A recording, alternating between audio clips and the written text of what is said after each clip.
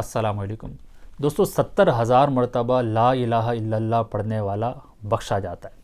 جی ہاں، شیخ محی الدین ابن العربی رحمۃ اللہ تعالی علیہ آپ فرماتے ہیں انہو بلغنی، کہ یہ حدیث مجھ تک پہنچی کہ آقا علیہ السلام نے ارشاد فرمایا کہ جس نے 70,000 مرتبہ 70,000 ٹائمز لا الہ الا اللہ پڑھا، غفر لہ، اس کی مغفرت ہو جاتی ہے۔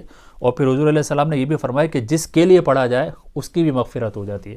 بات یہاں ختم نہیں ہوئی، حدیث تو یہ مکمل ہوئی۔ شیخ محی الدین ابن العربی فرماتے ہیں کہ میں ایک دعوت میں تھا، ایک نوجوان مشہور تھا، اس کو کشف ہوتا ہے، یعنی لوگوں کے حالات اس پر منکشف ہوتے ہیں، کھل جاتے ہیں۔ تو وہ نوجوان محفل میں بیٹھا ہوا تھا، اچانک رونے لگا۔ تو لوگوں نے پوچھا رو کیوں رہے ہو؟ کہا کہ میری والدہ کو قبر میں عذاب ہو رہا ہے۔ شیخ محی الدین ابن العربی فرماتے ہیں میں نے 70,000 مرتبہ یہ کلمہ پڑھ رکھا تھا اور کسی کو اصالہ ثواب کیا نہیں تھا، تو میں نے دل ہی دل میں کہا کہ اس 70,000 مرتبہ کلمے کا ثواب میں نے اس کی ماں کو بخش دیا۔ یہ میں نے دل میں ہی کہا تھا کہ تھوڑی دیر میں وہ نوجوان مسکرانے لگا اور کہنے لگا اللہ کے کرم سے میری ماں کی قبر سے عذاب کو اٹھا لیا گیا ہے۔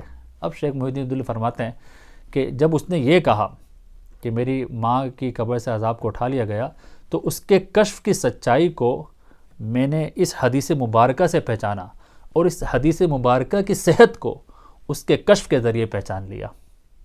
السلام علیکم ورحمۃ اللہ۔